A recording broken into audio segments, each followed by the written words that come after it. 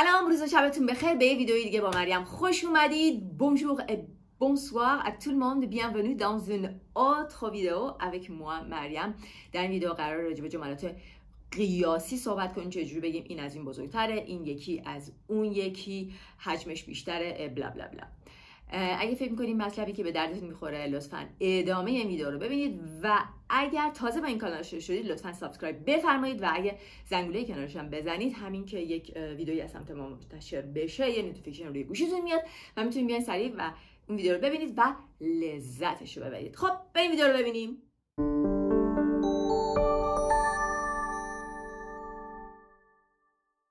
ما میتونیم جملات خودمون رو با 4 تا عبارت قیاس کنیم، مقایسه کنیم. یکی plus، aussi، autant et moins. خب plus که سوپریوریتر نشون میده، یعنی بیشتر. حالا بیشتر هر چیزی، بیشتر آب داره، بیشتر جمعیت داره، بیشتر خشکی داره. و اوتان و اوسی که برای اگالیته به کار میرن، برای مساوی بودن دو حالت، مساوی بودن. و موا که انفریوریته رو نشون میده، یعنی کمتر بودن یه چیزی رو نشون میده. خب بریم سراغ کمپاره کردن. در مرحله اول کمپاره، قیاس کردن کلیته. کلیته سوادی quoi؟ یعنی ویژگی. قد بلندتر، قد کوتاه‌تر، پولدارتر، مهربونتر، بدجنس‌تر. خب فرمولش چیه؟ وقتی بخوام بگم بیشتر میگم plus adjective به اضافه adjective و که همون دن انگلیسیه، more than. plus adjective که، یا aussi plus adjective به اضافه adjective plus که حالا اون که فکولتاتیفه، میتونه باشه میتونه نباشه. میتونیم بگیم فقط بزرگتر توی ذهنمون، یا طرف میدونه از چی صحبت میکنیم. و moi plus adjectif plus que. Voyons les exemples. Par exemple, Jacques est plus grand que Paul. یک مثال کلاسیک. Jacques est plus grand que Paul. Paul est moins grand que Jacques. Paul est moins grand que Jacques. Jacques, Marie. Jacques est aussi grand que Marie. Jacques est aussi grand que Marie. Attention, on va faire l'accord entre le nom et l'adjectif. Par exemple, ما بین اسم و صفتمون اکورد داریم، یعنی تطابق داریم، چه به لحاظ مسکولان فمینان و چه به لحاظ سینگولیه پلوریل. Par exemple, Marie est plus grande que Jacques. Marie est moins grande que Jacques. Marie. اسممون، فاعلمون چیه؟ ماری. صفتمون هم به ماری برمیگره، پس اکورد داریم. ولی در مورد موان و اوسی این اکورد صورت نمیگیره، یعنی مسکولن فمینن موان و اوسی همون هستش. حالا اگه ماری با 2 تا آقا همراه باشه، باز اینجا میدونید که ضمیرش میشه ایل. Ils sont plus grands que Jacques. ماری، فکر کنید ماری تنها باشه با 2 تا آقا، ماری، ژاک و سباستیان، میشن ایل.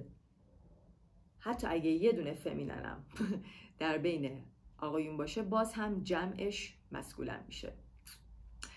Alors on dit ils sont plus grands que Jacques. Ils sont plus grands que Jacques. Plus grand avec S. Plus grand avec S. پس گران چرا اس گرفت؟ چون به اون چیزی که برمیگرده فاعل جمله پلوریل اس گرفته و این که پلوریل جمله ما یه نفره با دو تای دیگه اگه یه دونه آقا هم بچه گفتم یه دونه آقا هم تو گروه جمع ما باشه اون جمع میشه مسکولن پلوریل، یعنی این میشه و صفتش هم ادجکتیوش هم همینطور pareil. خب این شد comparer les qualités. Comparer les qualités avec un adjectif. d'accord. این کمپاره کردن، این قیاس کردن به چی جواب میده؟ به سوال comment، چجوری، چیه؟ بلندتره، کوتاهتره، چجوریه؟ بلندتره، کوتاهتره، همون قدشه. پس به سوال comment جواب میده. خب ما میتونیم این قیاس کردن رو با ادورب هم، در حالت ادورب هم وجود داره. par exemple il étudie plus vite que Marie. il étudie plus vite que Marie. یعنی اون خیلی بیشتر، سرعتش بیشتر در درس خوندن تا ماری. Marie étudie moins vite que Jacques. Marie étudie moins vite، یعنی سرعتش آرومتره نسبت به ژک. یا Marie étudie aussi vite همونقدر سرعت داره که Jacques. Marie étudie aussi vite que Jacques. Attention. Ici, pour l'adverbe, on n'a pas l'accord. برای adverbe ها ما تطابق نداریم با اسم. adverb همیشه حالت خودشو داره و تطابق اصلا پیدا نمیکنه. خب این شد از قیاس کردن کلیته ها، یعنی چطوریه، قد بلندتره، قد کوتاه‌تره، سرعتش با سرعت بیشتری میخونه، با سرعت کمتری میدوه، به همون سرعت میدوه. پس این کلیته ها بود. در مورد قیاس ادجکتیو ها، اگه ادجکتیومون وایل یا اشموه بود ما لیزون انجام میدیم. par exemple elle est plus heureuse que moi. ce sujet est plus intéressant que le tien. ce sujet est plus intéressant que le tien. Ce sujet est plus intéressant que le tien. Ou ma mère est plus heureuse qu'avant. Ma mère est plus heureuse qu'avant. از قبلنهاش خیلی خوشحال‌تره و خوشبخت‌تره. بحث خیلی مهمیه. اکسپسیون داریم که در زمینه کلیتا، یعنی چگونگی، کلیته، ویژگی ها باید بهش بپردازیم. میخوام بگم که اون بهتره. تو انگلیسی ما میگیم better. توی فرانسه ما نمیتونیم بگیم plus bon یا plus bonne féminin. نه، کاملا اشتباهه. alors on va utiliser un autre mot. یک کلمه دیگه استفاده میکنیم و اون چی هست؟ meilleur aussi va avoir un accord avec le nom. meilleur هم به عنوان یه صفت با اسمش تطابق پیدا میکنه، ولی مسکولن افمینان پلوریل ça se prononce pareil. تلفظش یکیه. meilleur masculin, meilleur avec e féminin, meilleur avec s pluriel. ça se prononce pareil. تلفظش یکیه حتی در حالت فمینن. خب بذاریم برای این هم یه مثال بزنم. par exemple il est meilleur en français. Marie est meilleure en français. meilleur avec e. ils sont meilleurs avec s en français. elles pluriel, elles sont meilleures avec es en français. N'oubliez pas cette exception. این اکسپسیون رو فراموش نکنید. خب در همین مورد برای بدتر هم ما در فرانسه یه مورد اکسپسیون داریم. میتونیم on peut dire plus pire میتونیم بگیم پلو پیر، بدتر. اما یک کلمه دیگه جایگزین هم داره که خیلی وقتا از اون استفاده میکنن و اون استفاده از کلمه پیر. Par exemple, Marie est pire en physique. Marie est pire en physique. Marie est pire en physique que son ami. Marie est pire یعنی بدتره توی فیزیک که son ami، که دوستش. ou par exemple Jacques est pire en dictée que son frère. Jacques est pire، بدتره یعنی plus mauvais. مسکولن ها، گفتیم صفت ها با سوژه و با اسممون تطابق دارن، ولی پیر بچه ها یه فرم داره P-I-R-E، یعنی مسکولن فمیننش پقیه، فقط ممکن اس پلوریل بگیره، مثل worse آن انگله، مثل کلمه worse آن انگله که اونم اکسپسیونه، استثناست در انگلیسی. ما هیچ وقت نمیگیم more bad، همیشه میگیم worse. توی فرانسه ترجیحاً بهتره بگیم پیر به جای اینکه بگیم پلو پیر، ولی به جای اینکه بگیم پلو مووه، ولی پلو مووه هم c'est exactement juste، اونم درسته. این برای ادجکتیو اکسپسیونش که گفتم که برای خوبتر و بدتر بود، و اکسپسیون هم که برای قید داریم باز هم برمیگرده به خوب بودن.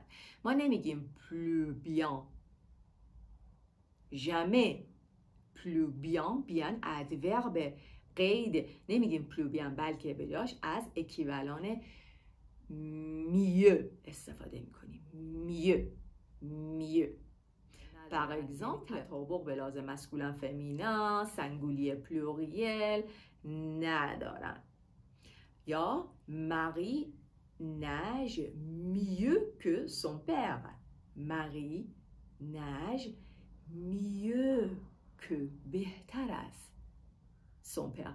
قید میاد راجع به فعل توضیح میده، بهتر شنا میکنه، فقط نمیگه بهتره، در مورد شنا کردن توضیح میده. این یعنی قید mieux que son père. حالا میتونم بگم Marie nage moins bien que son père. Marie nage aussi bien que son père.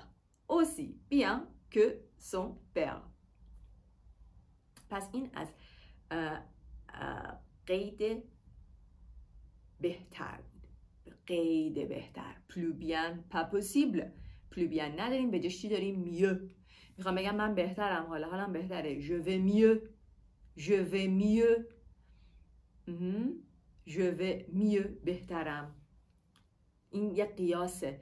من تو ذهنم با دیروزم، با هفته قبل که هم دیگر رو دیدیم دارم خودم مقایسه میکنم و چی میگم؟ میگم بهترم.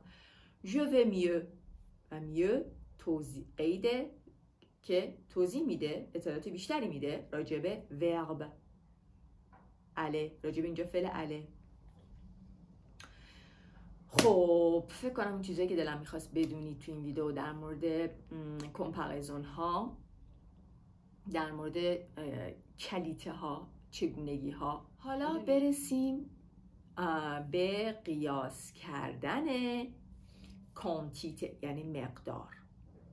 دوست بیشتر، کتاب بیشتر، اتاق بیشتر. به کمیت ها میخوام بگم شکلات بیشتری داره، دوست بیشتری داره.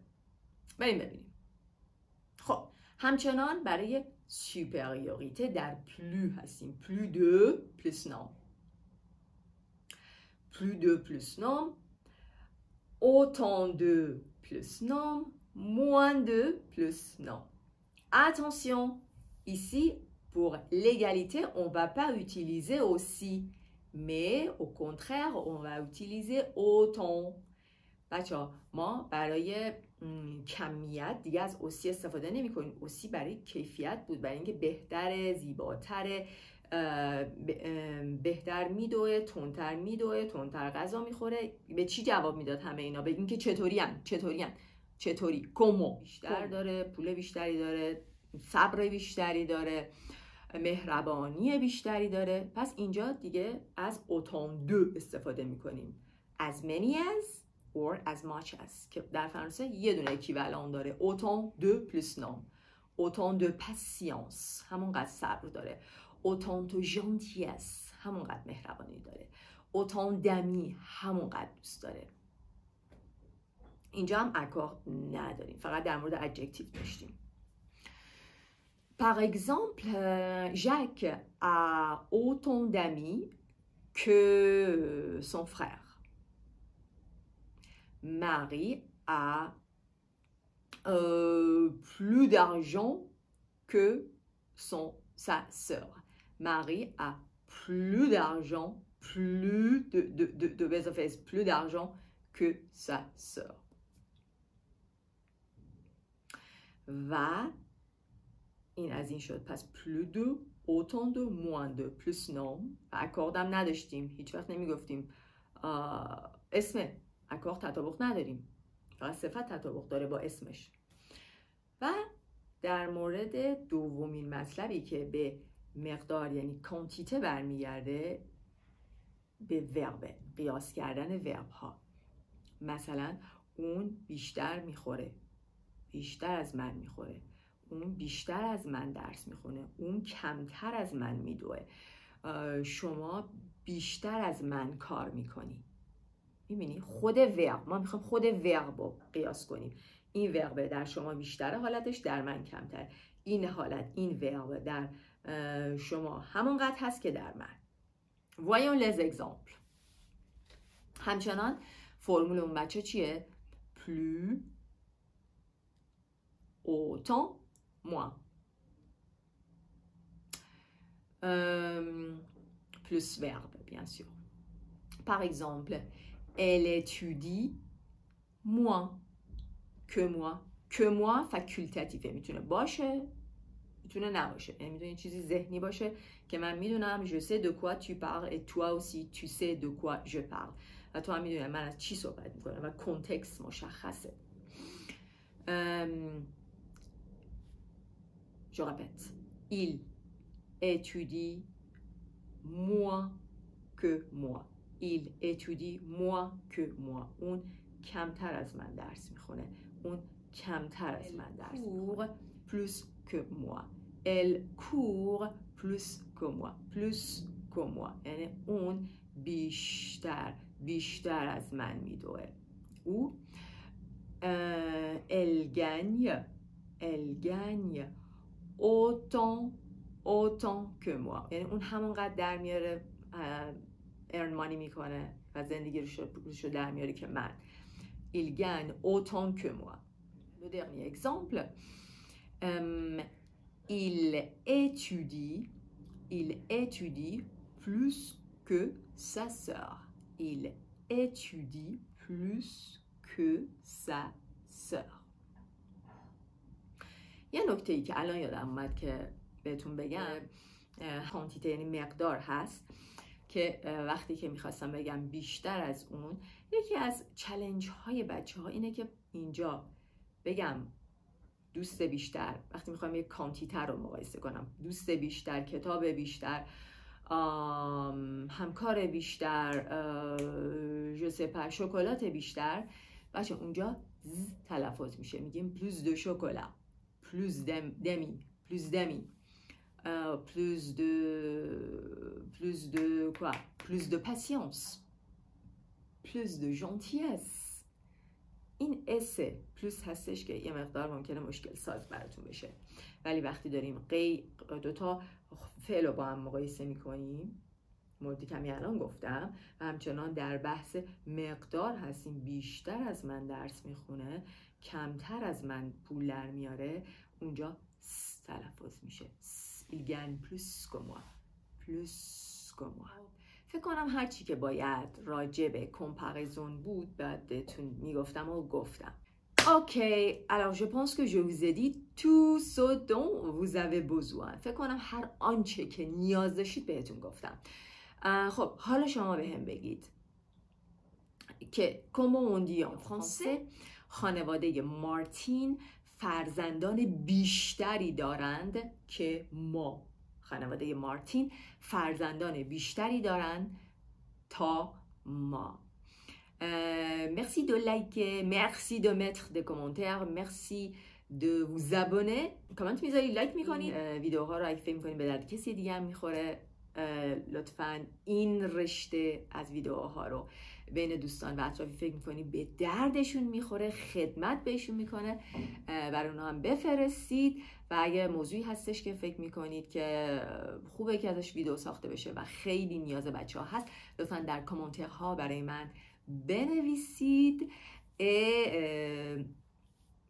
ممنون از کسایی که تازه به این کانال اومدن، خیلی خوش اومدید. پس تا دفعه بعدی، à la prochaine.